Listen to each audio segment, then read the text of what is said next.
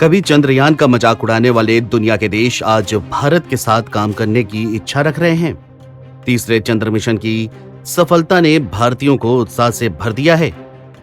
चंद्रयान 3 के बाद अब इसरो नई तकनीक पर काम कर रहा है। बता दें कि चांद पर सोए विक्रम और प्रज्ञान भले न उठे हों, पर भारत का चंद्रयान 3 मिशन पूरी तरह से सफल रहा है। अब इसरो की नजर एक कदम आगे जाने की है। भारतीय अंतरिक्ष अनुसंधान संस्थान अब उस दिशा में काम कर रहा है जब चांद पर उतरने वाला अपना यान वहां से सैंपल लेकर वापस पृथ्वी पर लौट सके। अच्छी खबर यह है कि चंद्रयान 3 के विक्रम लैंडर ने गहरी नींद में जाने से पहले वो हेलीकॉप्टर टेस्ट पूरा कर लिया था। चांद पर चंद्रयान 3 के लैंडर उतरने के बाद एक बार फिर उड़ा था। इसे साइंटिस्ट अपनी भाषा में हॉप टेस्ट कहते हैं। ये घटना 3 सितंबर को चांद पर घटी थी, जिसे पूरी दुनिया ने देखा था।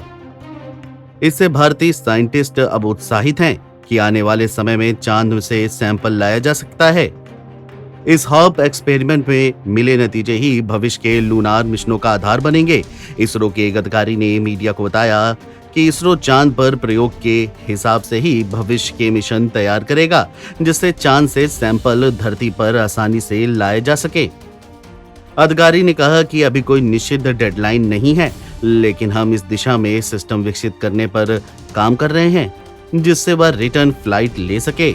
आप एक्सपेरिमेंट उस बड़े प्लान का ट्रेलर समझ लीजिए। फिलहाल दुनिया के कुछ ही देशों के पास चांद या किसी अन्य खगोलीय पिंड से वापस आने की क्षमता है। 3 सितंबर को ट्रायल के दौरान विक्रम लैंडर 40 सेंटीमीटर की ऊंचाई पर उड़ा था, फिर वह वापस लैंड कर गया। भारतीय स्पेस एजेंसी अगले लूनार मिशन के लिए जापान के साथ काम कर रही है। यह पहल चांद की सतह की जांच करने और वहां पानी समेत दूसरे संसाधनों की खोज के लिए है।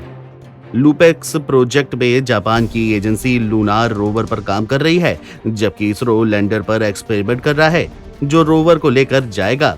बता दें कि रोवर पर नासा और यूरोपियन स्पेस एजेंसी के ऑब्जर्वेशन उपकरण लगे होंगे।